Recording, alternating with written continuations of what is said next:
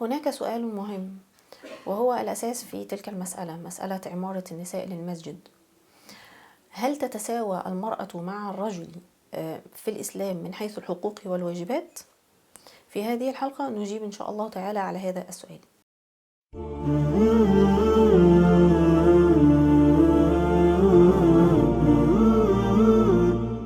بسم الله الرحمن الرحيم، الحمد لله رب العالمين، والصلاة والسلام على سيدنا محمد وعلى آله وصحبه أجمعين. للإجابة على هذا السؤال دعونا نقرر حقيقة مؤبدة، وهي أن كل من الرجل والمرأة عبد، وكل من الرجل والمرأة إنسان. إذن فهما متساويان في العبودية وفي الإنسانية. عبودية الإنسان لله عز وجل هي أولى حقائق الدين الإسلامي. عبودية الإنسان لله عز وجل من أولى حقائق الدين الإسلامي، وهي واحدة في حقيقتها وفي قدرها. بناء على ذلك هناك حقوق وهناك واجبات. مصدر الحقوق التي متع الله بها العبد هي إنسانيته، ومصدر الواجبات التي كلف الله بها العبد هي عبوديته. بناء على ذلك يمكننا أن نقول إن تساوي المرأة مع الرجل في العبودية استوجب تساويهما في الواجبات، وكذلك تساوي المرأة مع الرجل في الإنسانية استوجب تساويهما في الحقوق. هذا الحوار الذي دار بين السيدة أسماء رضي الله عنها وعمر بن الخطاب رضي الله عنه في نهاية الحلقة السابقة التي ذكرنا هذا الحوار في الحلقة السابقة، حين قال النبي صلى الله عليه وسلم للسيدة أسماء: ليس بأحق بي منكم، وله ولأصحابه هجرة واحدة، ولكم أنتم أهل السفينة هجرتين. نرى أنه صلى الله عليه وسلم أجابها بما ليس فيه تفريق أو تمييز بين الذكر والأنثى ولا بين الرجل والمرأة. إذن الاختلاف في بعض التكاليف ليس آتيا من فرق بين الذكورة والأنوثة أو بين الرجال والنساء، وإنما هو آت من بعض العوامل الخارجية الأخرى التي تتعلق بالحكمة أو بالمصالح التي شرعت من أجلها التكاليف. ويعني كما نقول بالمثال يتضح المقال. وبما أننا نتحدث عن عمارة المسجد، فنضرب مثلا بالصلاة، صلاة الجمعة. صلاة الجمعة لو أن رجلا يقوم برعاية مريض، رجل يقوم برعاية مريض وليس هناك من يقوم مقامه في هذا الشأن، ثم حضرته صلاة الجمعة، قولا واحدا سقط وجوب صلاة الجمعة في حقه. لماذا؟ لأن هناك مصلحة أولى من صلاة الجمعة. إذن صلاة الجمعة رغم أنها شرعت دعما لوحدة المسلمين وجمع كلمتهم، ولكنها واجبة طالما لم تفوت مصلحة أهم منها. فإن عارضتها مصلحة أهم سقط وجوب صلاة الجمعة إيثارا لتلك المصلحة، بقطع النظر عن كون المصلي رجل أو امرأة.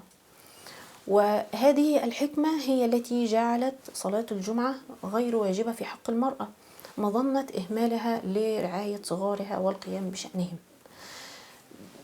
بدليل أن المرأة إذا صلت الجمعة، حضرت صلاة الجمعة في المسجد، صحت جمعتها وأجزأتها عن صلاة الظهر. ليس عليها أن تصلي الظهر أو تؤدي صلاة الظهر مرة أخرى. القاعدة تقول أو تقضي بأن كل من صحت صلاة ظهره صحت صلاة جمعته.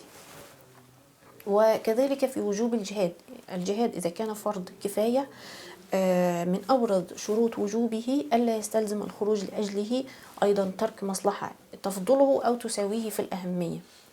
فإن استلزم ذلك سقط حكم وجوبه، أيضا بقطع النظر عن كون المجاهد رجلا أو امرأة.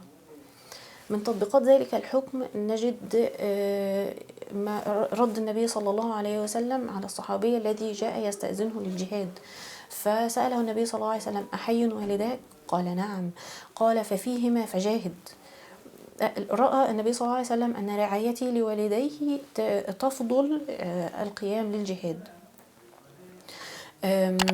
وليس سقوط الجهاد عن المرأة إلا من تطبيقات هذا الحكم، لأنه مظنة أيضا إهمالها لصغارها أو يعني القيام بشأنهم.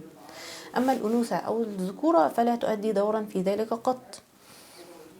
الدليل على ذلك أن خطورة الجهاد إذا يعني ارتفعت إلى مستوى النفير العام، يعني انقلبت من فرض كفاية إلى فرض عين، حينئذ استلزم على الجميع بلا فرق أن يلبوا نداء الجهاد.